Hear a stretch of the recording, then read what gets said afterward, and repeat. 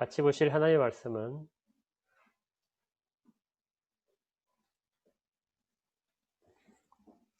사도행전 27장 27절부터 44절까지의 말씀입니다. 신약성경 235쪽에 있는데요.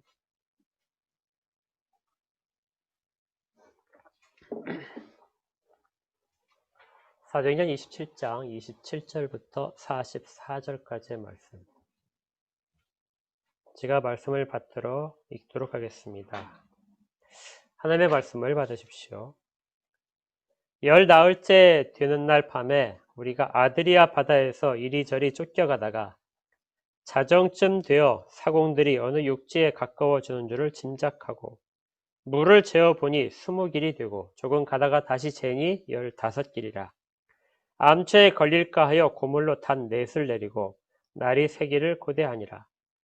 사공이 도망하고자 하여 이물에서 닻을 내리는 채 하고 거룻배를 바다에 내려놓거늘 바울이 백부장과 군인들에게 이르되 이 사람들이 배에 있지 아니하면 너희가 구원을 얻지 못하리라 하니 이에 군인들이 거룻줄을 끊어 떼어 버리니라. 날이 새어가매 바울이 여러 사람에게 음식 먹기를 권하여 이르되 너희가 기다리고 기다리며 먹지 못하고 줄인 지가 오늘까지 10나흘인데 음식 먹기를 구하노니 이것이 너희의 구원을 위하는 것이요 너희 중 머리카락 하나도 잃을 자가 없으리라 하고 떡을 가져다가 모든 사람 앞에서 하나님께 축사하고 떼어 먹기를 시작하매 그들도 다 안심하고 받아 먹으니 배에 있는 우리의 수는 전부 276명이더라.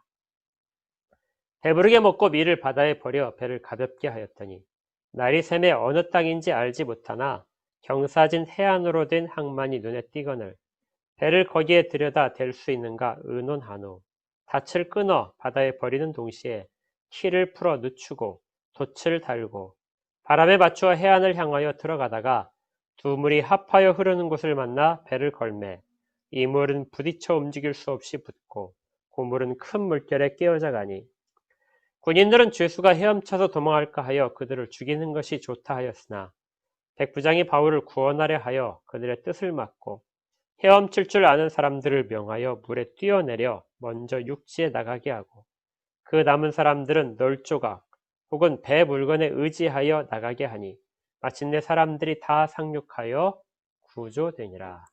아멘.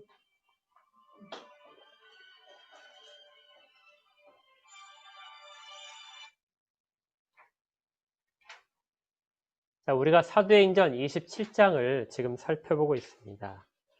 사도행전 27장은 예루살렘에서 붙잡혔던 바울이 가이사랴에서 배를 타고 출발해서 로마에 가는 과정을 계속해서 기록하고 있습니다. 이 과정에서 우리가 세 부분으로 나누어서 살펴볼 수 있는데요. 설교도 세 부분을 나누어서 진행 중입니다. 첫 번째 했던 내용이 이 모든 일행이 출발하는 그 단계에서 하나님께서 위로하셨다는 걸 살펴보았습니다. 기억나시죠? 그때의 제목이 먼 길을 가는 자들을 위한 위로였습니다. 성경이 분명하게 기록하고 있기를 바울 일행이 가야 될 길을 처음에 나서자 하나님께서 바울을 위로하셨다. 바울을 돌보신 그러한 기록들이 처음에 있습니다. 아직 바울 일행은 환란이 앞으로 닥칠지 어떨지를 모르지만 하나님은 아시죠. 그래서 하나님께서 그들이 닥칠 환란을 극복할 수 있도록 그들의 체력과 능력을 회복시키시는 그런 시기를 먼저 마련하신 것입니다. 동료들을 통해서 같은 그리스도인들을 통해서 그리고 백부장을 통해서 호의를 받도록 하면서 그동안의 오랜 수감 생활로 지쳤던 바울을 회복시켜 주셨습니다. 왜 이렇게 항해를 떠나는 초창기에 누가는 이 위로받은 사실을 기록하고 있는가? 사실은 성경에서 강조하는 메시지 중에 하나인데요. 우리가 어떤 환란 가운데 있게 되면 그 환란 속에서 온 초점이 환란을 어떻게 극복할 것인가에 맞춰주다 보니까 놓치기 쉬운 부분이 하나님이 그 환란 속에서 우리에게 어떻게 작용하시는가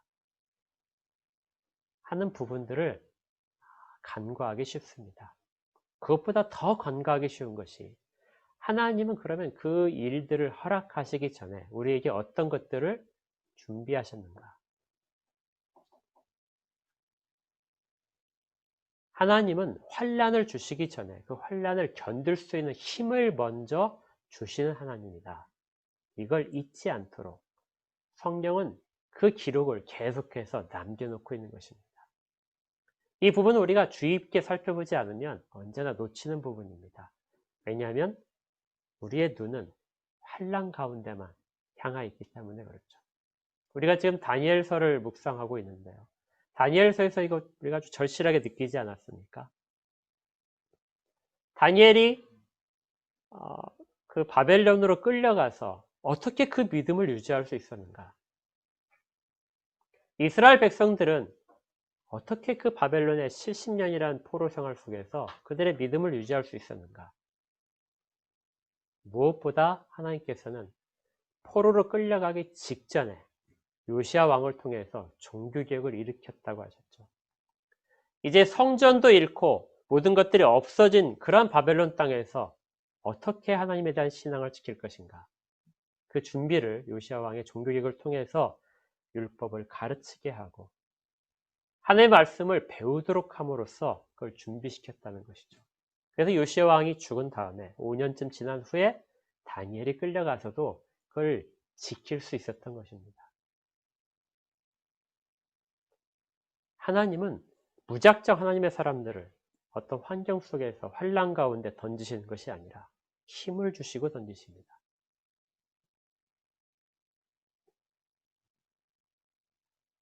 또 다니엘이 이스라엘 백성들이 얼마나 그 가운데 있어야 되는가, 바벨론의 포로 생활이 얼마나 길어질 건가에 대한 깊은 묵상을 하다가 예레미야를 통해서 하나님 말씀하신 것을 발견하게 되죠.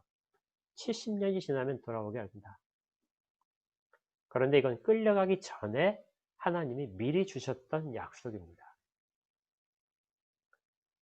끌려가기도 전에 끌려가도록 할 텐데 너희들의 죄악 때문에 내가 어쩔 수 없이 그렇게 해야 되는데 그런데 너희는 70년 후에 내가 다시 너희들을 이 땅에 세우겠다. 하나님은 환난 전에 이미 위로의 방편들을 미리 주셨던 것이죠.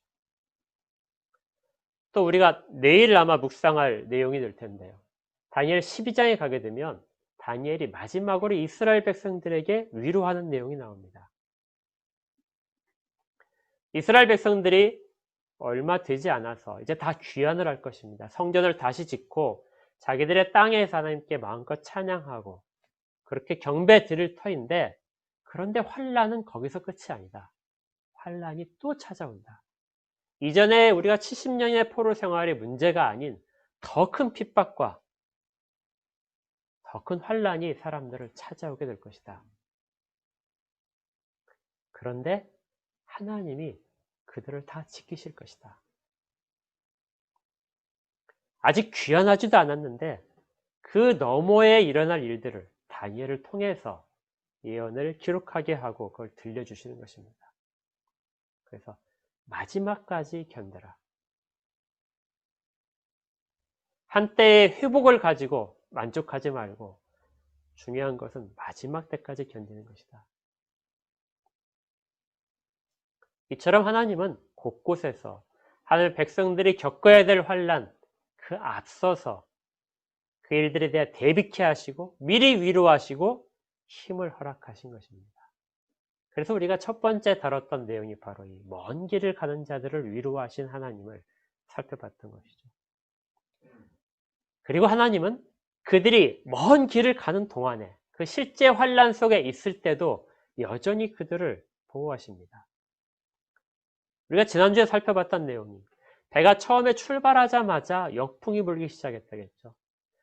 그 길 자체는 처음에 시작하자마자 순풍을 만나지 못하고 계속해서 역풍을 만나서 힘들게 겨우겨우 진행하는 길이었습니다. 왜 그렇게 로마에 가는 길을 힘들게 하셨는가?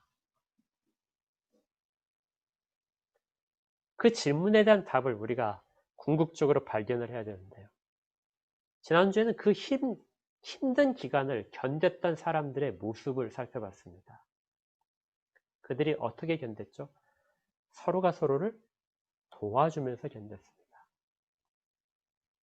환난 가운데 있을 때 하나님은 하나님의 사람들을 어떤 방법으로 보호하시는가? 우리가 가장 기대하는 방법은 초자연적인 방법입니다. 성경에 그런 기록이 많죠. 아브라함처럼 아브라함이 이삭을 바칠 때 하나님께서 초자연적으로 그 가운데 개입하셔서 이삭을 보호하시고 대신 양 한 마리를 잡아서 제사를 지내야 하시는 거죠. 출애굽 당시에 이스라엘 백성들이 10가지의 기적을 통해서 보호받고 그리고 홍해가 갈라지는 기적을 통해서 애굽의 추격군들을 따돌릴 수 있었던 것들, 이런 초자연적인 이적들입니다. 광야에서도 그랬죠. 굶주려 죽을 위기 속에서, 목이 말라 죽을 위기 속에서 하나님께서는 만나와 메추라기를 허락하시고 큰 절벽 같은 바위를 자르셔서 거기서 물이 새어나오게 하셔서 이스라엘 백성을 먹이셨습니다. 역사 가운데 이런 일들은 얼마든지 있었죠. 다니엘과 다니엘의 친구들, 풀무불 속에서도, 사자굴 속에서도 누구나가 다 불가능한 상황인데 그 가운데서도 하나님은 그들을 초자연적인 기적을 통해서 보호하셨던 것입니다. 이 땅, 이 시대에도 하나님께서 그런 환난 가운데 있는 주의 백성들을 그런 이적을 통해서 지금도 구하실 수 있습니다. 일을 하시기도 하고 또 그런 일들이 우리 가운데 일어나게 됩니다. 그런 일들을 하실 것을 저도 믿습니다. 그런데 더 보편적인 방법을 보통 사용을 하시는데 그것이 바로 사람들을 사용하시는 방법입니다. 하나님은 환난 가운데 사람들을 통해서 그 환난을 견디도록 그렇게 이끄시려 가십니다. 먼저는 좋은 지도자들을 허락하시죠.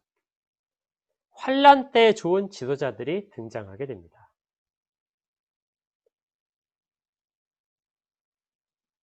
환난이 있게 되면 그동안에 누가 지도자인지가 잘 드러나지 않다가도 지도자가 하나님께서 세운 지도자들이 그 가운데 드러나게 됩니다. 지금 바울이 이 배를 타고 있는데요. 바울과 누가와 아리스다고가 같은 동행이죠. 이 동행이 갈 때 누가와 아리스다고가 왜 바울과 동행하고 있을까요?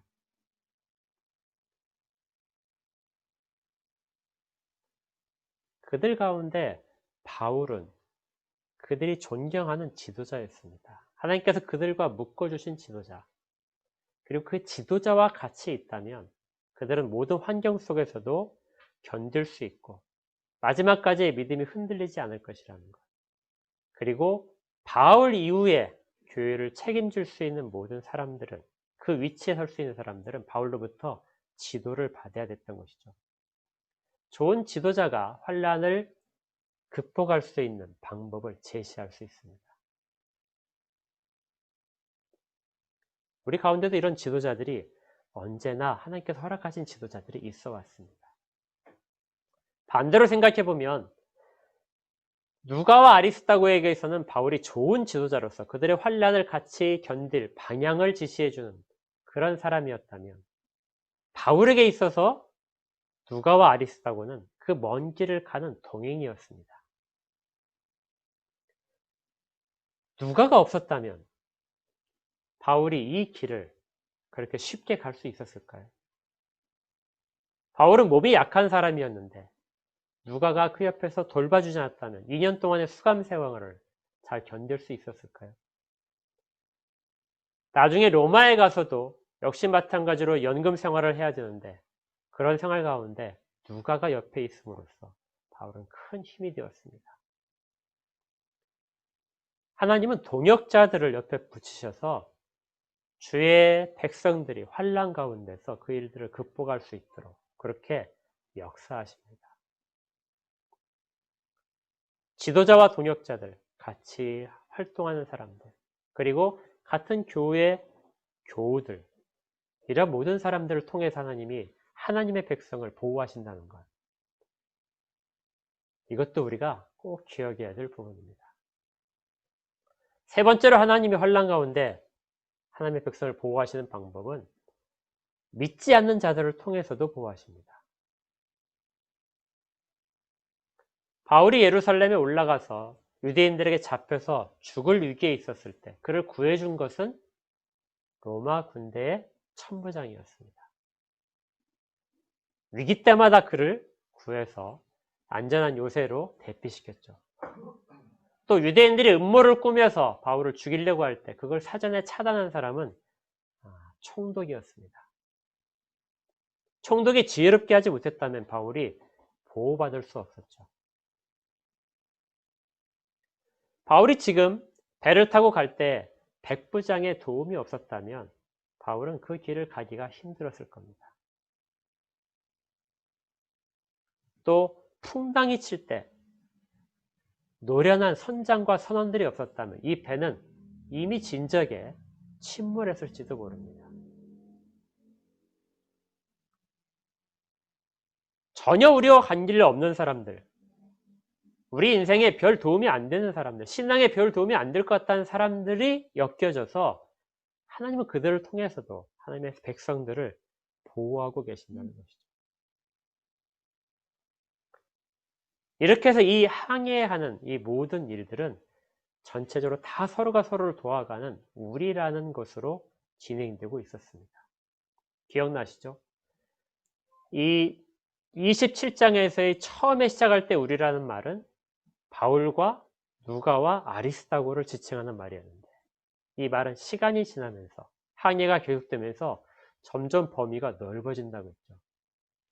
결국 마지막에 어디까지 넓어지냐면 오늘 본문에 있는 37절에 있는 것처럼 배에 있는 우리의 수는 전부 276명이었더라.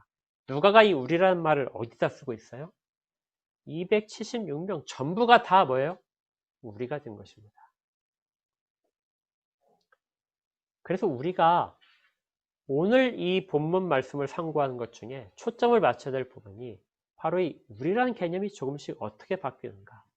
일단 환란 가운데 배가 폭풍우 속에서 내던져졌을 때는 이 우리라는 개념이 잘 진행됐는데 과연 끝까지 그것이 잘 진행될 수 있는가.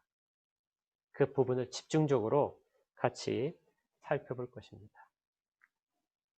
지금까지 이 우리라는 이 공동체, 한 배에 탄 공동체의 지도자는 두 사람이었습니다. 첫 번째는 백부장이었죠. 백부장이 로마 군인으로서 이 배에 대한 아마 최고의 결정권을 자기가 가져갔던 것 같습니다. 그리고 또 다른 결정권자가 선장이죠. 선장은 배에 대해서 모든 것을 가지고 있기 때문에 그 두 사람의 결정에 의해서 배는 지금까지 항해해 오고 있었습니다. 위기 상황에서도 이걸 넘길 수 있었던 것은 두 사람의 탁월한 결정이었습니다. 그런데 이제 맞지 않는 경우가 한 번 생겼죠. 배가 어렵사리 오다가 미항에 도달했을 때 바울이 더 이상 배로 여행을 하는 것은 불가능한 것 같다. 내가 보기에는 불가능하니까 여기에서 겨울을 그냥 지내자. 그런데 선장이나 선주는 여기서부터 하루만 더 가면 베닉스라는 더 좋고 크고 안전한 항구가 있다.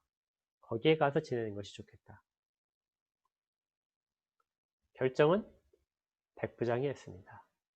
백부장이 베닉스로 가자. 그렇게 해서 이 배가 진행을 하고 있었는데 마침 불어온 광풍으로 인해서 배가 지중해로 떠밀려온 것이죠.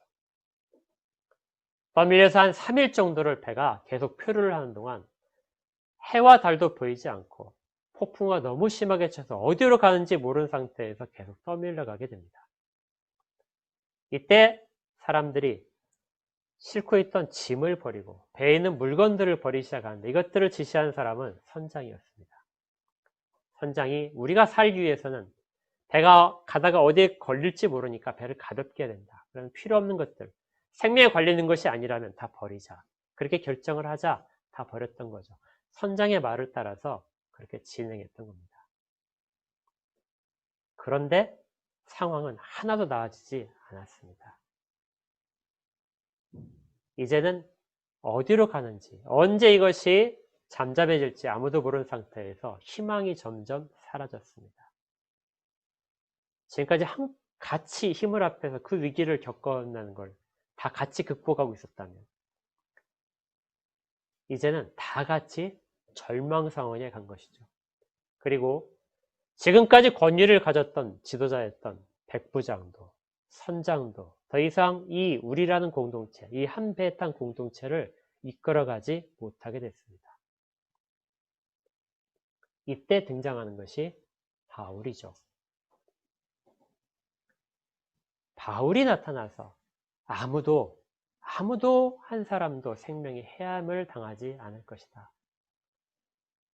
간밤에 주의 사자가 나한테 그렇게 이야기했다. 그런데 사람들이 듣기에는 정말 허황된 논조였습니다. 생각해 보십시오. 바울이 말하기를 주의 사자가 나를 로마에 서도록 나는 반드시 로마에 서는 사람이라고 그렇게 말씀하셨다. 근데 가이사 앞에 서야 되는데 나를 혼자 보내지 않고 너희들을 다 내게 주셨다. 그래서 내가 간다면 너희들도 다 같이 간다. 내가 가야 되기 때문에 너희들도 다 아무도 죽지 않고 다 같이 가게 될 것이다. 다른 사람들이 받아들일 수 있었을까요? 바울은 죄수일 뿐인데. 더군다나 바울의 말은 바로 실현도 안 됐습니다. 바울의 말이 정말 실현된다면 그 다음날 갑자기 모든 것이 다 잔잔해져야겠죠. 그런데 그로부터 11일 동안이나 상황은 전혀 좋아지지 않았습니다. 사람들은 아무것도 먹지 못하고 바다 가운데 떠밀려가고 방향도 모르고 시간도 모르는 상태로 그렇게 가고 있었을 뿐입니다. 지도자는 어디 구해도 없었던 것이죠. 사람들에게 일시적인 위안을 준 것은 바울의 말이었지만 바울은 지도자가 되지 못했습니다. 그런데 14일째 되던 날 한밤에 바닷물이 갑자기 얕아지기 시작했습니다. 떠밀려 다니다가 바닷물의 깊이를 재고 있었는데 처음에 조금 전에 잰 깊이는 20길이었습니다. 한 길이란 것은 사람의 한 높이거든요. 키 하나니까 대략적으로 계산하면 한 35m쯤 되는 바다 깊이였습니다. 지금까지보다 훨씬 얕아졌어요. 그런데 잠시 후에 다시 재보니까 이번에는 25길입니다. 20길. 그리고 약 20한 7m쯤 되는 거죠. 그러니까 굉장히 얕아지고 있었습니다. 이제 희망이 생긴 것이죠. 그러자 선원들이 배 뒤쪽에 닻을 4개를 내렸습니다. 닻을 4개를 내려서 배가 더 이상 가지 못하도록 브레이크를 걸은 것이죠.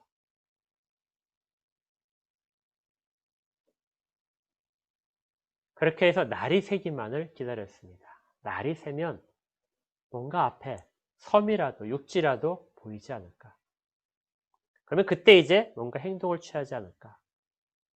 이제 살 소망이 생긴 것입니다.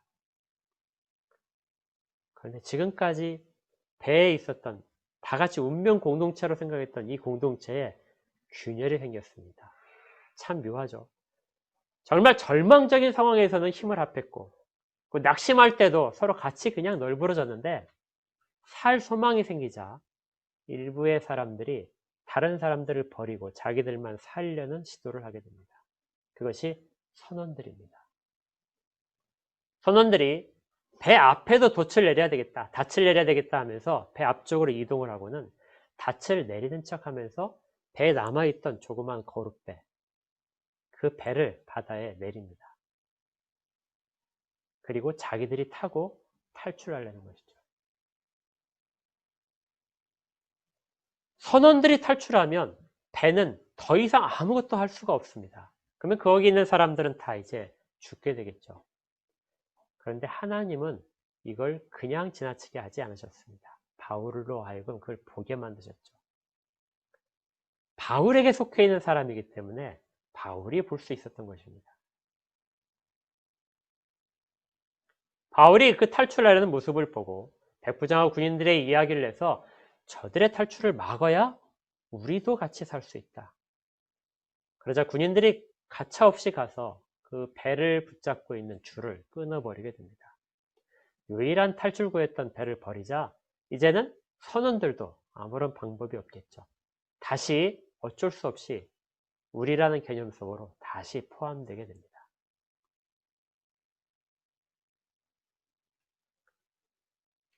이제 날이 새서 멀리 이제 육지가 보이기 시작했습니다. 그러자 바울이 한 가지 이야기를 합니다. 이제 우리가 음식을 만들어서 먹자. 지금까지 14일 동안 우리가 아무것도 먹지 못하고 힘을 차릴 수 없는데 저기까지 가는 동안에 이제 우리의 모든 것들 마지막 최선을 다해야 될 시기가 됐다. 그래서 음식을 만들어 먹자. 그리고 이걸 해야 우리가 구원받는다. 그리고 바울이 음식이 만들어지자 떡을 가지고 하나님 앞에서 축사를 하게 됩니다. 모든 사람 앞에서 바울이 축사하는 장면이 이렇게 기록되어 있는 것이죠. 35절에 떡을 가져다가 모든 사람 앞에서 하나님께 축사하고 떼어 먹기를 시작했다. 14일 동안 굶주렸으니까 음식이 이제 마련됐으면은 사람들이 그걸 먹기 위해서 얼마나 급하게 달려들을까요? 그런데 바울은 사람들 앞에서 이상한 행동을 하는 겁니다. 음식이 앞에 있는데 무엇부터 하죠? 하나님한테 감사를 하는 거죠.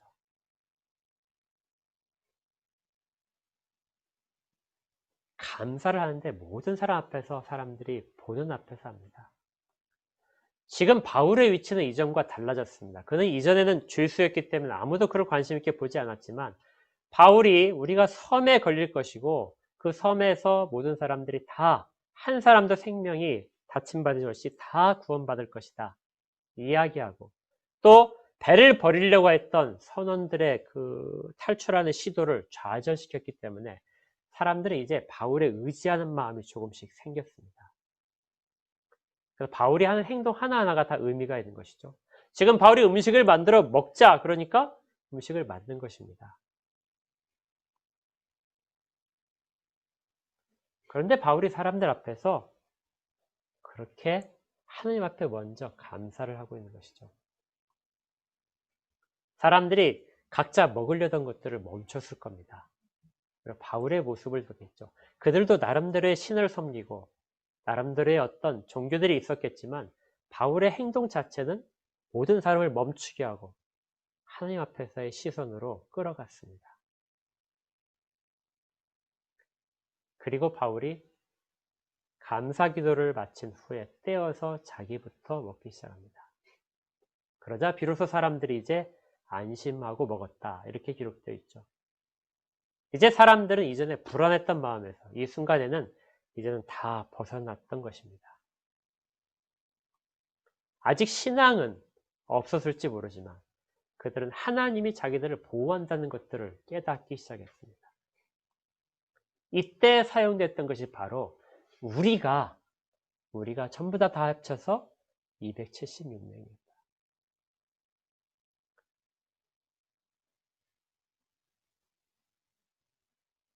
그들은 같이 음식을 나누고 있었습니다. 이렇게 먹고 난 이후에 짐을 모두 다 이제 버렸습니다. 남은 식량을 하나도 없게 만들었습니다. 그 식사가 마지막 식사죠. 그 이제는 모든 최선을 다해서 배가 육지에 접근을 해야 됩니다. 그래서 선원들이 이제 탈출하지 못한 선원들이 자기들의 안위를 위해서 배를 이제 움직여서 아주 빠르게 육지에 가까이 됐습니다. 그런데 고난이 여기서 끝난 게 아니에요. 고난이 다 끝났으면 좋은데 가다가 배가 그만 더 이상 가지 못하고 무엇인가에 걸렸습니다.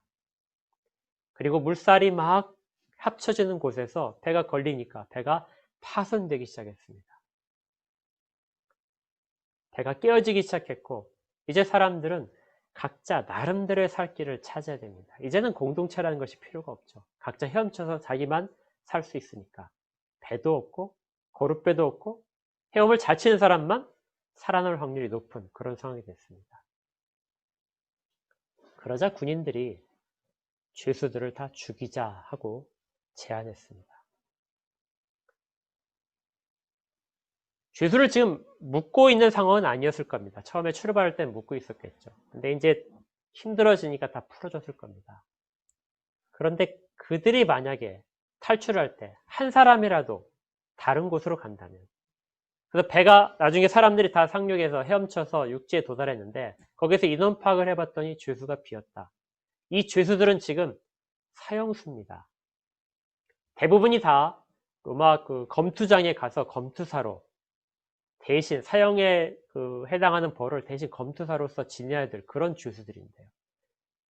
그런 사람이 한 사람이라도 놓쳤다면 그 대가를 군인들이 대신 치러야 됩니다. 군인이 대신 검투사로 끌려갈지도 모르죠.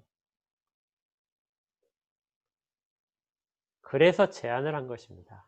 이들을 다 죽이자. 죽이면 중간에 이런 일 때문에 어쩔 수 없이 다 죽였다고, 사형수기 때문에 어쩔 수 없는 상황에서 죽였다고 하게 되면 자기들 책임을 면할 수 있게 되기 때문에. 그런데 이때 백부장이 이 것들을 다 막습니다. 그리고 바울을 구해주게 되죠. 이제 헤엄칠 수 있는 사람들은 헤엄쳐서 가고, 널판지를 잡고 있는 사람은 널판지를 잡고, 그래도 움직여서 나중에 도착해 보니까 섬에 도착해서 한 사람도 생명을 해하지 않고 모두 다 구원받았습니다.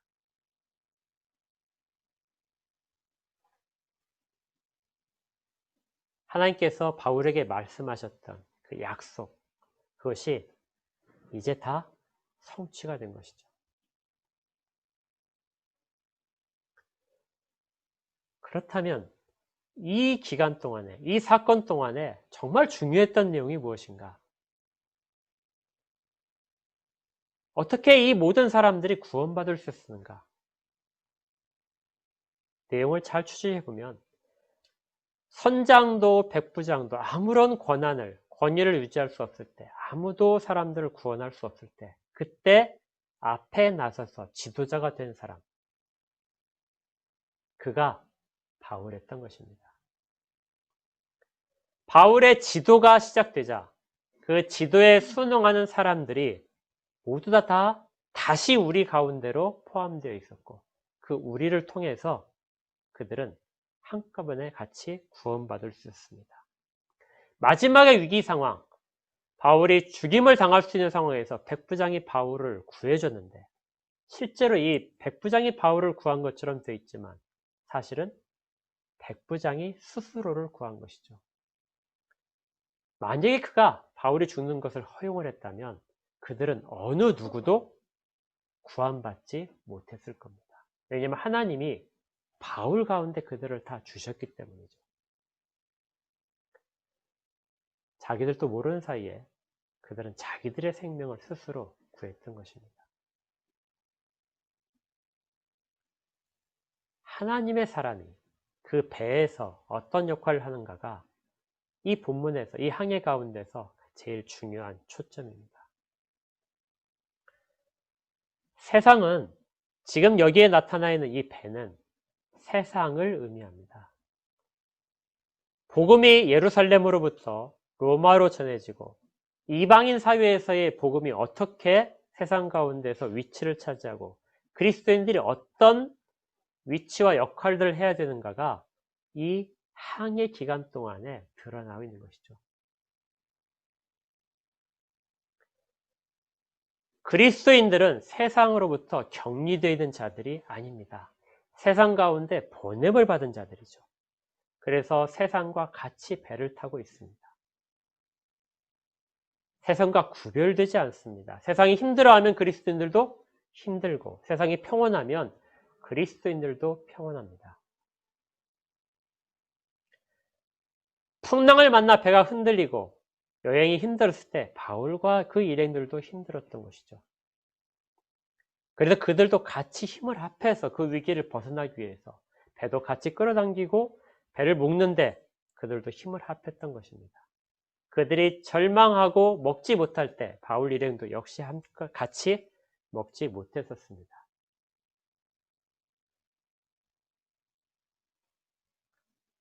그런데 세상은 그 우리라는 공동체를 더 이상 지탱할 수 있는 능력이 없습니다. 필요에 따라서는 할 수 있죠. 정말 생명이 절박한 가운데 있을 때는 세상은 스스로 뭉쳐서 어떤 일을 해결할 만한 힘을 발휘합니다. 그렇지만 그 우리라는, 일시적인 우리라는 개념은 매우 불안정해서 시간이 조금만 지나면, 그리고 조금의 희망만 있다면, 내가 살 확률이 다른 사람보다 조금이라도 높아질 수 있다면 다른 모든 사람을 버려서 우리를 스스로 깨트리는 방향으로 가게 됩니다. 이것이 우리의 죄악된 본성들이죠. 이 항에도 계속해서 그런 위기들이 있었습니다. 그런데 이 우리라는 개념을, 그러한 잘못된 방향으로의 성향을 극복하고 지탱하도록 만든 것은 바로 바울이었습니다. 그리스도인들이 세상 가운데서 하는 역할이기도 합니다. 탐욕과 자기의 생명만을 유지하기 위해서 다른 사람을 얼마든지 버릴 수 있는, 이용할 수 있는 그런 상황 속에서 처음부터 끝까지 변하지 않는 신실함으로 하나님이 주신 것들에 대한 충성스러움으로, 하나님이 그 배에 있는 모든 자들을 주셨다면 모든 자들을 지키는 그러한 순종함으로 그렇게 있는 바울의 역할, 이것이 바로 그리스도인들이 앞으로 해야 될 역할이었습니다. 황제의 권위 앞에, 로마의 군인들 앞에, 부유한 사람들의 로마의 상류층 앞에서 보잘것없는 그리스도인들이 그 사회를 지탱해가는 것, 그리고 그들이 여전히 하나님 앞에 서도록 만들고 이끌어가는 것, 또 결국 하나님 앞에서 같이 감사하는 것, 이것이 복음이 전해지는 이유이며 그것에 대한 모델이 지금 이 배에서 이루어졌던 일들이죠.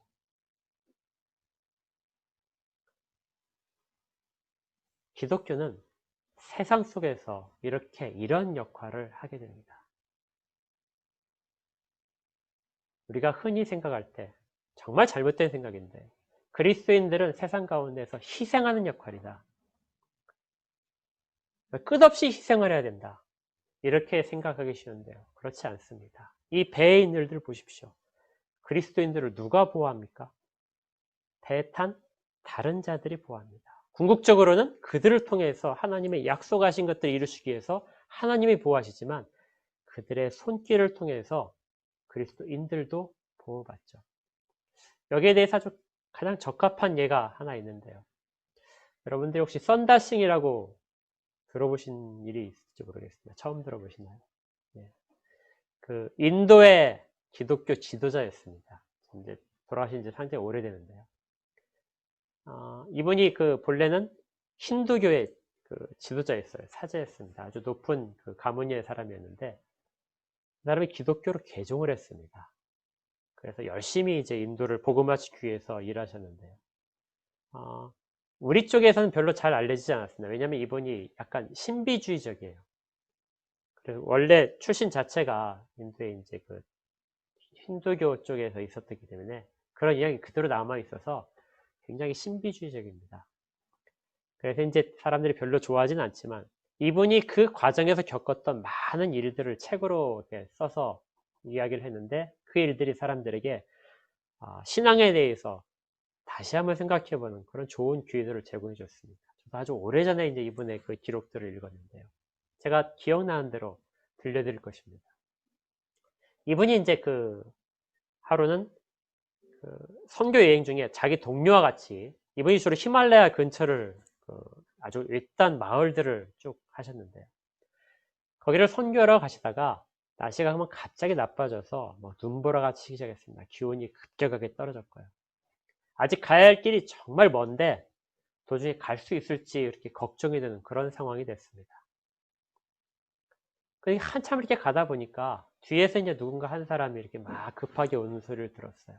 그래서 보니까 어떤 사람이 혼자 여행을 하고 있는 겁니다. 목적지는 이제 그 마을이니까 하나밖에 없으니까 같이 이제 가면 좋겠다 하고 그 사람을 들어서 우리 같이 힘을 합해서 같이 갑시다. 같이 가면 훨씬 더 안전하게 갈 수 있을 겁니다. 그랬더니 그 사람이 나는 지금 되게 급하고 당신들은 조금 내가 볼 땐 되게 천천히 걷고 있는 것 같다. 그래서 오늘 밤이 될 때까지 도착할 수 있을지 자기들 보니까 자신을 못하겠다. 내가 먼저 가겠다 하고 이제 사람들을 버리고 혼자 떠났습니다. 한참을 가다가 시간이 많이 지났죠. 한참을 가다 보니까 앞에 먼저 지나갔던 사람이 쓰러져 있는 걸 본 것입니다. 그러니까 너무나 이제 급하게 가다 보니까 지쳐가지고 잠시 쉬는 틈에 체온이 낮아져서 이제 얼어 죽어 가고 있었던 것이죠. 뒤따라온 이제 썬다싱과 그 일행이 이 사람을 어떻게 할까? 썬다싱은 이 사람을 데려가자. 근데 일행은 이 사람을 지금 우리가 같이 가게 되면 우리도 위험해진다. 날씨는 지금 계속 더 나빠지고 기온은 더 떨어지는데 우리가 가다가 마을까지 가지 못하면 밤중에 우리도 죽을 수 있다. 그러니까 세 사람이 다 죽을 수 있는데 이 사람을 버려두고 이 사람 어차피 오래 못 살 것 같으니까 우리가 가면 우리는 그래도 도착할 수 있을 것이다. 이렇게 서로 의견을 막 하다가 그 동료가 그렇다면 이렇게 하자. 내가 먼저 가겠다. 내가 먼저 가서 마을에 도착하게 되면 사람들을 보내주마. 그러면 그것이 훨씬 더 현명한 것이 아니야. 너는 이 사람을 데리고 그래도 힘을 낭비하지 않고 천천히 와라. 그러면 내가 가서 사람들을 보내겠다. 그래서 이 사람이 먼저 출발했습니다. 이제 썬다싱은 이 사람을 업고 정말 힘겹게 가야 됐죠. 그래서 눈보라를 헤치면서 정말 오랫동안 갔습니다. 근데 가다 보니까 눈 속에 쓰러져 있던 자기의 동료를 발견합니다. 앞에 먼저 출발한 사람이 한참을 갔는데 그 사람이 쓰러져서 이미 얼어 죽어 있었습니다. 이 썬다싱은 이제 이 사람을 얻고 나머지 길을 가는데 다행히 마을이 그렇게 멀지 않았습니다. 그래서 이 사람은 구함을 받을 수 있었죠. 나중에 썬다싱이 이렇게 이야기했습니다. 내가 그 사람을 구했다고 생각을 했는데, 그렇죠. 자기가 얻고 온 사람을 자기가 구했다고 생각했는데, 실제로 생각을 해보니까 그 사람이 나를 구해준 사람이더라. 내가 그를 업지 않았더라면 내 체온도 급격하게 떨어졌을 것이고, 내가 정신이 오락가락할 때, 눈보라 속에서 내가 모든 걸 포기하고 싶을 때, 그때 이 사람과 대답은 못하지만 그 사람과 계속 이야기하면서 내가 내 정신을 추스릴 수 있었다. 그러니까 나는 그 사람을 구했지만 그 사람은 나를 구한 것이다. 그가 이렇게 회고를 한 것이 우리가 세상을 살면서 그리스도인들이 다른 사람과의 접촉점에 해당하는 부분이기도 합니다. 우리는 우리만 사는 사람들이 아닙니다. 교회는 세상과 독립돼서 우리끼리의 공동체를 만들어가는 것도 아닙니다. 이미 그렇게 하나님께서 만들어 주셨지만 교회는 세상 속에 보내짐을 받아서 그리스도인들은 각자의 처소 속에 생업 속에 보내짐을 받아서 그곳에서 그들과 살도록 그렇게 사명을 받은 사람들이죠. 그래서 그리스도인들은 일방적인 희생이 아니라 그들을 도우면서 그들로부터 우리도 같이 유익을 얻게 됩니다. 그런데 기억할 것은 그들이 우리에게 주는 유익은 일시적이라는 것입니다. 그들은 자기의 이득이 걸릴 경우에 자기의 손해가 결 경우에는 얼마든지 그리스도인들의 그 호의와 그 모든 것들을 버릴 수 있는 준비가 되어 있는 사람들입니다. 그런데 그때 그들과 다른 점, 하나님이 그들을 우리에게 주셨다면 그들을 붙들고 가야 되는 사람들, 이것이 우리의 다른 점이죠. 그리고 세상은 그렇게 해서 현재 지탱되고 있습니다. 세상의 지혜로 지탱되는 것 같지만 실제적으로는 그리스도인들이 이 땅 가운데 있음으로 해서 지탱되는 것. 마지막 그들이 모든 소망을 다 잃어버릴 때 그때 그들에게 소망이 되는 모습을 보이는 자들, 인생의 모든 위기 가운데서 궁극적으로 나타낼 모습, 그걸 보여주는 사람들이 바로 그리스도인들이고 교회인 것이죠. 이 일들을 지금 바울은 보여지는 설교로서, 그리고 하나님은 표본으로서 이 사건을 통해서 우리에게 길을 알려주고 계시는 것입니다. 우리는 세상에 속해 있지만 세상과 구별된 자입니다. 그들과 동일한 가치관을 가지지 못하고 그들이 가장 중요하게 생각하는 것들을, 우리는 그것보다 더 중요한 것들을 가진 사람이라는 걸 세상 가운데 보여줘야 될 그런 사람들입니다. 모든 희망이 사라졌을 때 그들을 붙잡고 가는 사람들, 그리고 그들이 자기의 탐욕으로 다른 사람을 버릴 때 버리지 못하도록 제어시키는 사람들, 그리고 마침내 그 약속을 이루실 하나님이 우리를 붙들고 계시기 때문에 우리를 통해서 그들도 유익을 얻게 되는 것, 모든 자들이 그걸 경험하게 될 것입니다. 그리스도인들이 이 땅을 떠날 때는 세상이 망할 때입니다. 이것이 우리의 역할이고 오늘도 하나님께서 우리를 그렇게 세상 가운데 보내고 계십니다. 함께 힘을 합하고 그러면서 그들에게 참다운 진리가 무엇이고 정말 궁극적으로 추구할 가치가 무엇인지를 보여주는, 우리의 삶으로 나타내주는, 그들의 소망이 되는 우리 모두가 되기를 주의 이름으로 축복합니다. 기도하겠습니다. 하나님, 감사합니다. 저희가 정말 속 좁게도 교회에 나오면, 그리스도인이면 모든 것들을 다 희생해야 되는, 그래서 거부하는 마음이 드는 그런 잘못된 이해를 가지고 있었습니다. 그렇지만 바울이 항해하는 모습을 통해서 세상 속에서의 그리스도인들이 어떻게 살아야 되는지, 정말 진정한 공동체인 우리를 누가 만들어갈 수 있는지 깊은 깨달음을 주심을 감사드립니다. 저희들을 보내신 그 자리에서 이 역할들을 다 감당하도록 인도하여 주시옵소서. 세상이 낭망할 때 빛을 보이게 하시고 세상의 길을 모를 때 그 길을 앞장서서 인도하는 자들이 되도록 저희를 사용하여 주시옵소서. 저희 교회를 그 가운데 하나로 사용하여 주시고 교회에 속해 있는 모든 지체들이 이러한 것들을 잘 깨달을 수 있도록 모두가 다 주 앞에 엎드린 자들로 삼을 수 있도록 인도하여 주시옵소서. 좋은 세계관을 회복하도록 이끄실 것을 원합니다. 주의 백성들을 지켜 주시옵소서. 예수 그리스도 이름으로 기도합니다. 아멘. 네, 헌상하겠습니다.